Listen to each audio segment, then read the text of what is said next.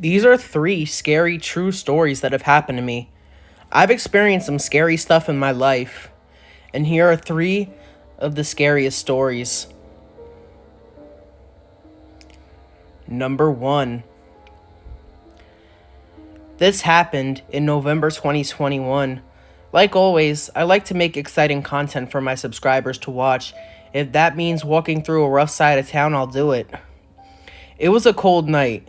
I was in downtown Paterson, in New Jersey. If you know anything about Paterson, you know it's not the best place to live in Jersey. I don't usually have problems here, except for in one neighborhood, known as the Fourth Ward. This area is considered to be the worst part of the city. It's right by the train station where I was at the time. I decided to record on YouTube a walking tour through this neighborhood at night. I was trying to keep the camera low key as I was walking. By an apartment building, a man standing on the corner called me out and said, "I know you're not from here." I told him I'm from South Paterson, and he asked, "Where?" I ran like a pussy, but I didn't want to risk it. It was late, and I didn't know if the guy was armed or not.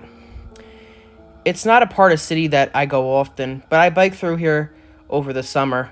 When I was there, 4 people walked up to me asking if I was looking for drugs. And I was riding the 72 bus route one night to downtown Paterson, a white woman who had a walker, so I offered to help her. Told me about a terrible story that happened to her husband and that she lived in the Fourth Ward. A gang trapped her husband in a house one time. She taught me one thing: not to go to the Fourth Ward without protection.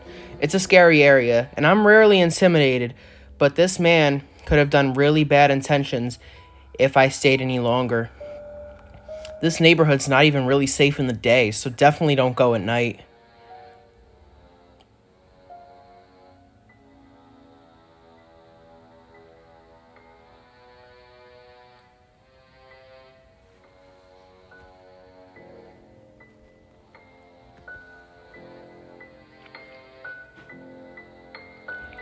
Number 2.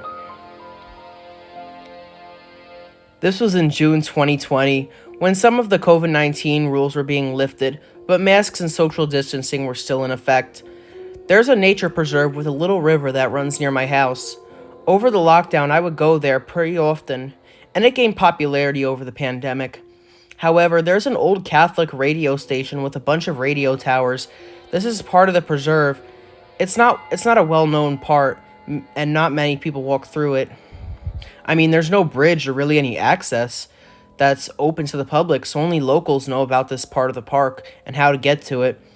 I was walking through the river when I heard people. This was a concern because I never see people in this area. I decided to keep walking anyways, and then I saw something that really, really freaked me out. I saw a noose hanging from a tree. I walked in the other direction, trying to be as slow as possible. When I got out, I decided to call the police. I showed them. They calmed me down, and they were telling me that it was a rope kids used to swing across the river. I felt rather dumb, to be honest. I decided to go back the next day, and I came across an open area that had a little hut made out of sticks and trees that were spray painted with something on them, although I couldn't really see what it was.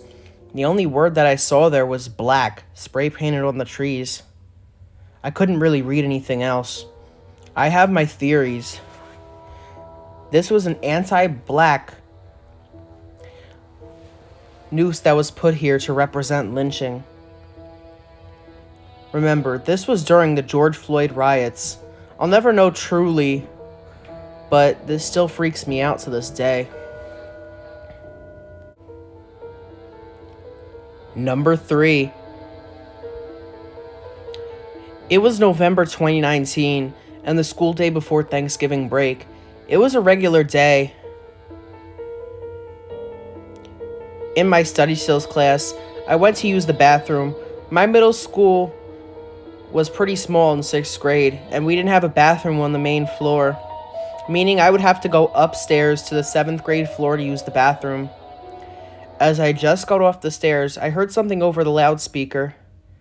I didn't hear what it was, so I was pretty confused.